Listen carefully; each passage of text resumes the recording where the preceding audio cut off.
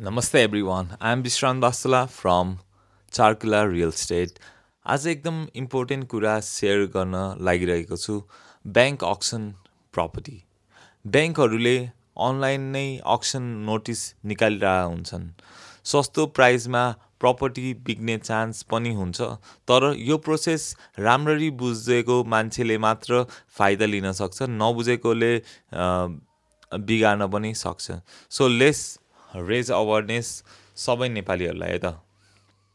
First one is bank auction property भनेको कस्तो हो? बैंक अक्सन भन्दा मात्र डराउनु पर्ने होइन। यो चाहिँ बैंकले दिएको लोन तिराउन नसक्दा बैंकको नाममा र अनि बैंकले यो आफ्नो ओपन बिडिङ मार्फत बेच्दै हुन्छ। सो यो 100% लिगल प्रोसेस हो। बैंक अक्सन कहाँ हेर्न मिल्छ? बैंकहरूको अफिसियल वेबसाइट, नेपाल बैंकर एसोसिएसनको अक्सन लिस्ट अनि न्युज पोर्टलमा प्यान नोटिस आउँछ।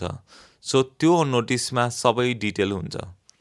प्रपर्टीको exact location, minimum auction price, bid दिन, डेडलाइन एन्ड कति % डिपोजिट गर्नुपर्छ, अर्नेस्ट मनी डिपोजिट, अक्सनको डेट।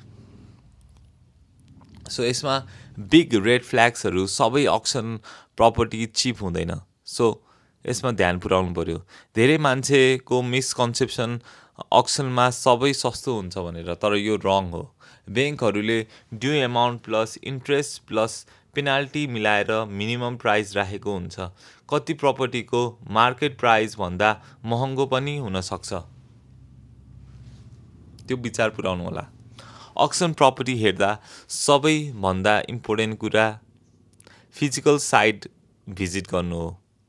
अक्सनमा फोटो राम्रो हुन्छ, ग्राउन्ड रियालिटी फरक, एक्सेस छ, रोड छ, जग्गा डुबिरहेछ, फ्रन्टेज छ भन्ने कुरा चाहिँ हाम्रो फिजिकल साइडमै गएर थाहा हुन्छ। Legal status check, due tax छ, बााउन्ड्री डिस्प्युट छ, कोर्ट इस्यु त छैन। सो यो कुरा सबै चेक गर्नु होला। बैंकले फुल ग्यारेन्टी चाहिँ दिन्न है, एज इज वेयर इज बेसिसमा चाहिँ बेच्दै हुन्छ बैंकले। सो अकुपाइड छ कि छैन, खाली छ कि छैन भनेर चेक गर्नु होला। कति auction property already occupied by owner or tenants हुन्छ, लिन मिल्छ तर निस्किनै पर्छ भन्ने ग्यारेन्टी चाहिँ छैन, लङ फाइट हुनसक्छ। सो त्यो कुरा पनि ख्याल पार्नु पऱ्यो। And forth one is loan history पनि बुझ्नुहोस्। लोन कसको नाममा हो, एन्ड इन्सोल्भेन्सी केस छ, फोरक्लोजर प्रोसेस कम्प्लिट भएको छ कि छैन, त्यो सब कुराहरू चाहिँ चेक गर्नुपर्छ। डिपोजिट एन्ड रिस्क, बिड गर्नु अगाडि बैंकले 10% देखि 15% जतिको EMD which is earnest money deposit माग्छ। If you win the bid but decided not to buy, यो डिपोजिट बन्द हुनसक्छ। So please bid only after full verification. Why banks are doing online auction now? पहिला हेर्नुहोस्, सबै bank physical प्रोसेसमा हुन्थ्यो, त्यहीँ गएर ब्याङ्कमै गएर काम गर्नुपर्थ्यो भने अहिले चाहिँ अनलाइनमा पनि हामीले यो देख्न सक्छौँ।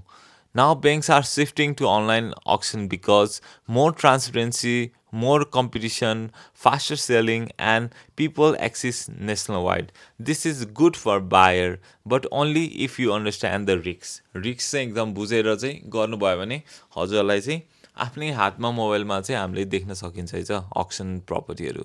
Why should you buy auction property?